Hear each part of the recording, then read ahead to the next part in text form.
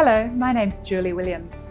I'm a registered migration agent with Migration Downunder, and I'm going to be talking to you about COVID-19 or coronavirus and how it's affecting temporary residents here in Australia. The information is changing daily as we are in unprecedented times that is causing many challenges across the government on all aspects, and we understand and appreciate the anxiety that if you're a temporary resident here in Australia, what that means to you, especially with the recent travel bans, the lockdowns on certain occupations and industries, particularly tourism, hospitality, and now we see beauticians, hairdressers also being restricted, massage therapists. The list continues to grow and it will continue to grow. And I'm sure if you're a current 457 or 482 temporary worker that has now been stood down, are probably concerned and wondering, what do I do now?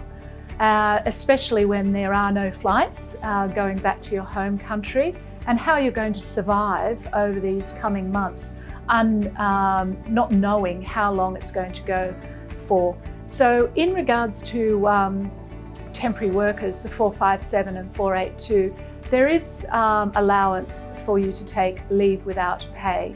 It just has to be a written agreement between you and the employer, and you can take, if you're 482, you can take up to 3 months unpaid leave.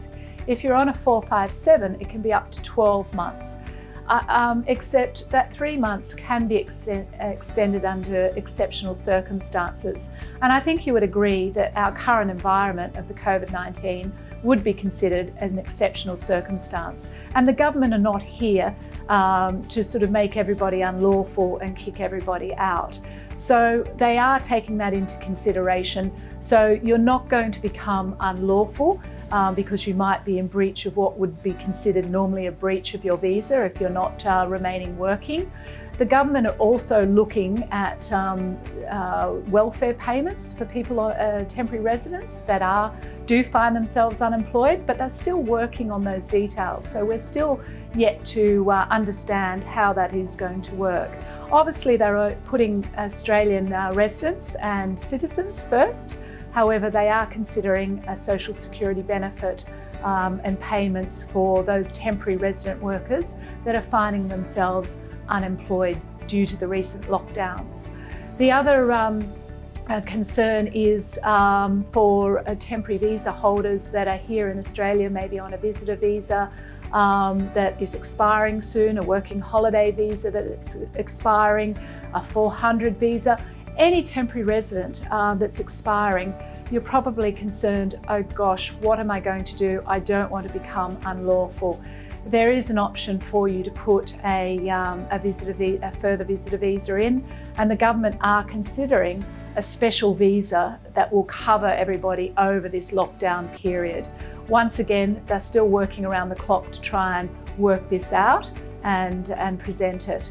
The other concern people have, if they've got a condition, an 8503 on their visa, that requires that means no further stay, which prevents you from lodging a further visa onshore.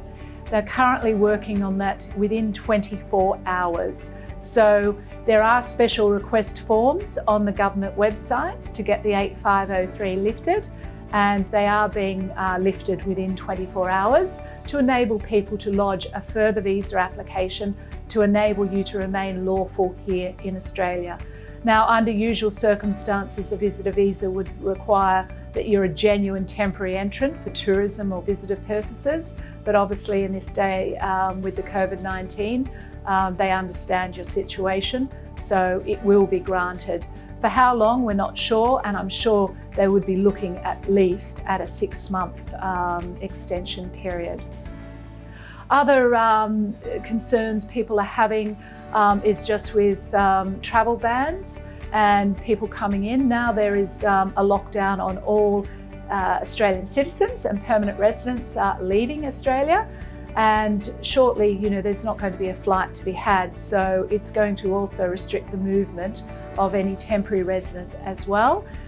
Temporary residents coming into Australia at the moment, there's quite a few people that are stranded over there that are perhaps 457, 482 holders, maybe a 300 prospective marriage visa holder. Unfortunately, you're not permitted to come in at the moment. However, there are exceptions to the rule, and if there are compelling, compassionate circumstances, you can go on the government website and fill out a form to seek a waiver for that. At the moment, they're giving priority to medical specialists, engineers, and anyone that can help and assist the government with the current COVID-19 crisis. A lot of other inquiries we're receiving is for social security benefits. Look, unfortunately, we can't help you with that. That is another area of the government. The Australian government do have a very extensive website with information on that, businessgov.au, and also I believe the MyGov website is the best way to go, or the Department of Human Services or Centrelink. But unfortunately, we can't assist you with inquiries on social security. Look, it's challenging times we're all facing. We've just got to work through this. As someone said to me today, after winter, there's always a spring. And that's what we've got to do. Stay positive, be kind to one another, and listen to what the government says as far as self-isolation and social distancing, because if we do that, then the quicker we can win the battle against COVID-19 and get back onto our daily lives as we once knew.